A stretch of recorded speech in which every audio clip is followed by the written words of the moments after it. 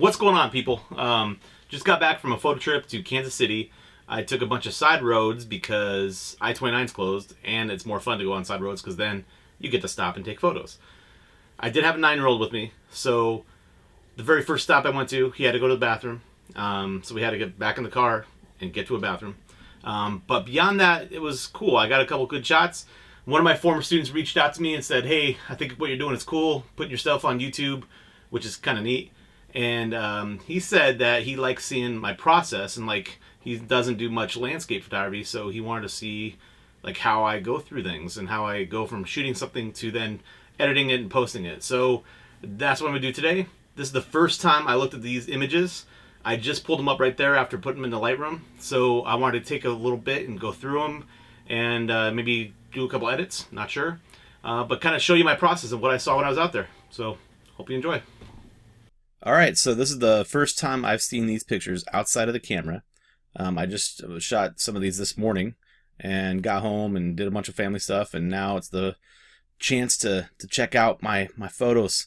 The one cool thing about doing this is you're going to be able to see like where I screwed up, my mistakes, and sometimes I always tell my students, you know, failure and screwing up is part of the process, and maybe, you know, the most important part of the process. Not maybe, I mean, it really is, right? There's no way we can improve without knowing that we need to improve, and sometimes that means we screw up or we fail. And even though I've been shooting for a long time, a relatively long time, I screw up all the time.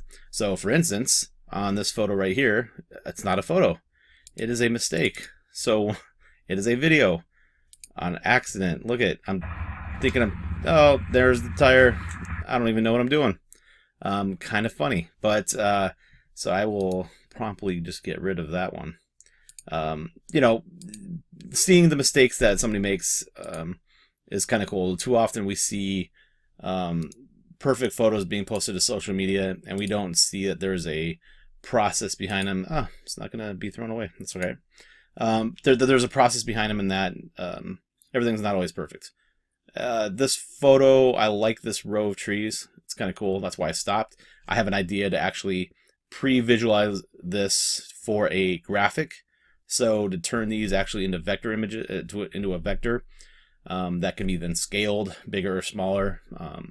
I shoot that a lot for some things I'm doing outside of my own photography. So that's kind of why I shot this. It's kind of cool anyway, but I'm not sure if there's anything I would post. This might be something that I look at later. Here I have a big dust spot, 2 big dust spots. You can see right there and right there. Oh yeah, big dust spots. No big deal. Those are easy to get rid of. In Lightroom, it's just a quick go to develop, and you can just do something like this, the spot removal tool, make it bigger. Especially it's really easy on something like this. You could actually just click that one and it gets rid of it. Got to be a little more precise near the trees.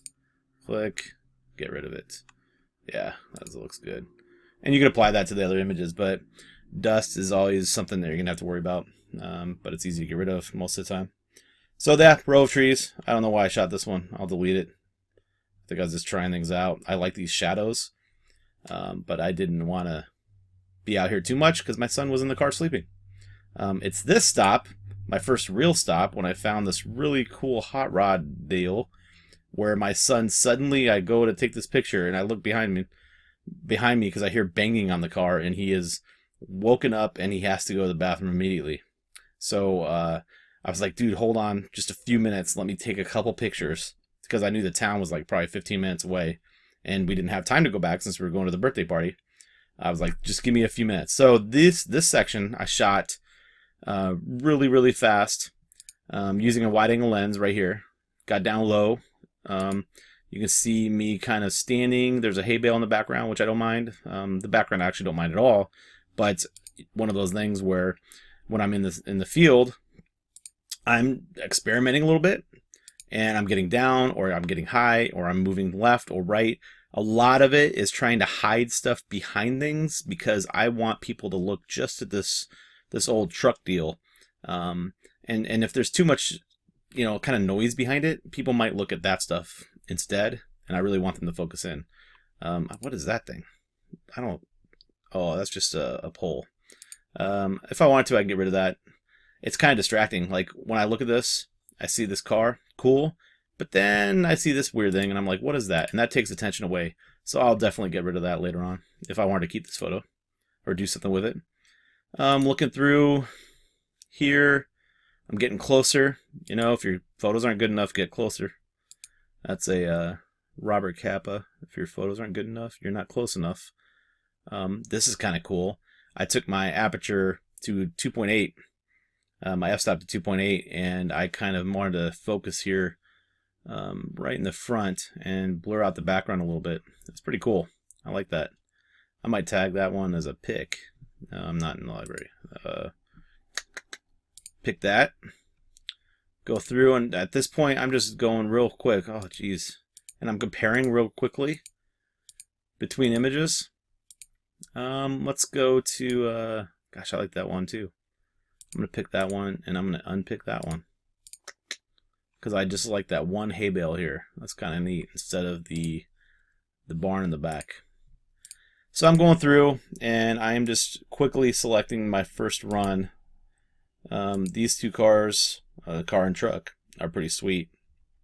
The lighting wasn't totally right for me though. The lighting was coming in. It was a sunrise, and I wanted to move around a little bit. One thing I do like shooting cars, these old cars, is just straight up right at it. I do that a lot. I really think that's cool. I don't use a tripod almost ever. That's just the way it is. All right. I know I should, but I don't. That's just who I am. It's one of those things. As a photographer, who cares? Who cares if other people are using tripods? I'm not doing astrophotography. I'm not shooting at like 8-second shutter speeds. You know, I'm not shooting water, trying to get it to move. If I was, I'd bring a tripod, but I do that so rarely. So I just shoot stuff walking around. This is one where I liked the sun coming, and I liked the details. I was getting up and down. I really like the grass coming in. That's real. I like this a lot. You see this framing of the clouds here, and then the grass, and then this weeds or grass or whatever this is. This all frames this truck in a really, really cool way, and I like these colors.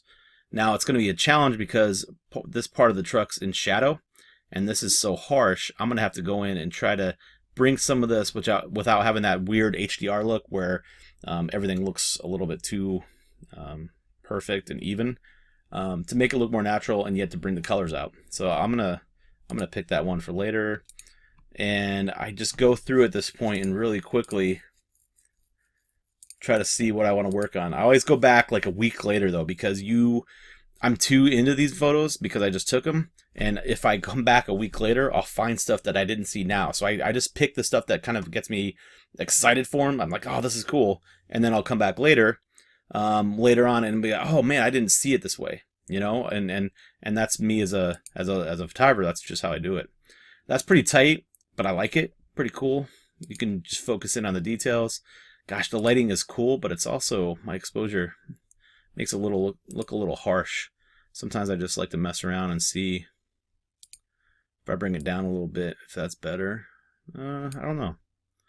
That might be one I think about later. Maybe I go back to. Getting closer and focusing more on that truck. Let's see. That's all right. I like this flow here from the tree to the truck. That's kind of neat. I wish there were some clouds though. Wouldn't that be cool if there's those epic clouds? At least the sky is like a deep blue, which is cool. But I'd love to see some more clouds, and maybe I'd throw that in later on. Even though it's a challenge with the trees, but it's not that bad. And then me getting a couple details. Seriously, at this point, my son is still pounding at the window. He's like, Dad, I need to go to the bathroom. That's why I'm just snapping these shots. I'm not even paying that much attention. Ooh, I like this. Love that with that truck in the background. I love the depth of field here. That is nice. That's pretty cool. I'm going to pick that. I like the other one better. Side by side. And then I had to run because my son had to go to the bathroom.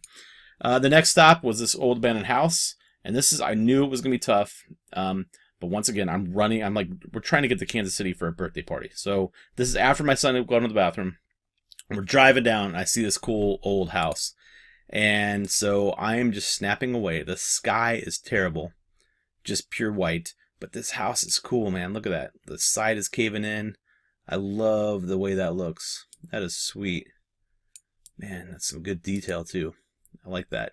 This I'll have to work on a little bit though because that sky. Sky is kind of boring. Not kind of boring. It's horribly boring. But that's okay. Not everything works either. Maybe I won't post these, right? Maybe I won't do anything with these. Driving down the street, I saw this awesome cafe sign. Oh, there's some great dust again. I love dust. Look at that. Big old thing of dust. And I threw my telephoto on. And look at that detail. That is super cool. Let me look at it closer. Oh, man. That looks awesome. Can you imagine if they printed this thing big? Like it was on a wall? People could just really look at all that detail. That's nice. I like that. I'm gonna pick that one too. Pretty cool. I don't like those as much. Again, it'd be cooler with the sky. Oh, look at there's like a hair in there now. That's awesome. I gotta be more careful. When I change my lenses, gosh dang, I need to clean it. Gotta clean my sensor. It's really easy to clean your sensors too. Don't be like afraid of that. That's not that hard if you're careful. This is an awesome freaking spot. It was next to this crazy highway though, and the highway had all of the semis that were usually would take I-29 are on this tiny highway. So I was actually kind of afraid because directly behind me are these just monsters flying down the highway, 10 feet away from me. It's kind of crazy, but I had to get this car. Shooting it mostly with my telephoto, zooming in. Oh, that's so cool. I love that thing. Shooting it straight on. That pole was there. I could take it out later if I really want to. I'm not sure if it bothers me right now. You could see me kind of trying to work around it, shoot around a little bit. Not a big deal, but there's me trying to hide it. It's kind of weird though. That yellow was weird. If I was looking at this photo, I'd be like, what the heck is that? And the crop might be too extreme. I like that a lot. I'm going to pick that. I'm going to come back to the... Oh, that's cool. That's sweet. I'll get rid of the yellow later, but that is pretty wicked. I like that a lot. Yeah. I wish the sky was cooler. I'll probably go do something with the sky later if I wanted to use any of these. Neat car, though. I like that. This, I love the... Okay, so I remember taking this, and this window, I found the perfect spot to go in, zoom in, and then all the way on the other side of the barn, you could see the other window. A straight sight, a shot to it. Oh, that's cool. You can see the barn used to be red. I'll bring out some of that red in editing and bring some of the detail back. Here's a house. Okay, I'll admit this is a cool house, but I was lazy and didn't want to switch my lens. Seriously, I just left my 100 to 400 on there and didn't want to switch it. That's just me. I'm bad. Looking at details. Vultures. Pretty cool. Look at that. Look at that dude. He's like looking at me. He's like, what are you doing here, man? This is an abandoned house. You're not supposed to be here. It's not super sharp, but oh god, he looks crazier in that one. It's not like terribly sharp, but I can sharpen that up later. It'll be fine. Yeah. I didn't get a shot of the whole house because I didn't want to switch my lens. That's okay. And that was a old abandoned house behind a tree or bush. I don't know what that is. An old car, not that great. Not sure. Every time I see a cat, I have to take a picture of a cat. Sorry, guys. Now this was this morning. Not the cat. The sun was just coming up, and I saw this epic spot, and I was like, oh my god, that is cool. So I switched from my wide angle here, which is still kind of cool, to a medium, right, 24 to 70 lens, and this is a great spot. I purposely underexposed everything a little bit because when the sun's coming in that hot on a white, it's kind of hard to get all the detail everywhere. So at least, a little bit. So I underexposed it a little bit because I knew I'd have a lot of latitude to edit this later on. I used 160 on the ISO. And here's me. Oh, there's my shadow. I'm doing a panorama. You can see me shoot left to right. I'm going to put that together later, see how that looks. But it is an epic spot. This is an easy one, though. Like, you can see, like, it's a little too dark, but super easy to kind of fix on the exposure. Just a little touch there. I'll darken the blacks. Look at that already. Look at that. That is super wicked cool. Oh yeah, loving that. Oh, that's too much, but I'm doing it real fast. That's gonna be awesome. Can't wait. Can't wait to edit this. Right now, like I said, just doing the picks. That's my favorite. I'm gonna do a pick on that one. I forgot to do it. Super cool. Bam. And trying to get those lines to lead into the house or into the barn. It didn't work too well though. Found a, yeah, just underexposed it. Nah, too many windmills. This is just a little broken down house. I like this shot right here because it looks like I could live there. That's pretty sweet. If I ever need a place, I'll just go live in the back there. Nobody will know I'm there for years. I can just chill or walk around. And then the last thing I shot before about an hour home is this little spot that somebody had put in their next to their house. Got a little chair, this little fence, and this sweet little wreath. I just thought it was kind of cool. Underexpose it. It's underexposure day. Shouldn't have done that, but that's not a big deal. In digital, if you underexpose, especially when you got a lot of, when the light's good and everything looks pretty good, it's not that bad. I'm gonna pick that one. That's my favorite.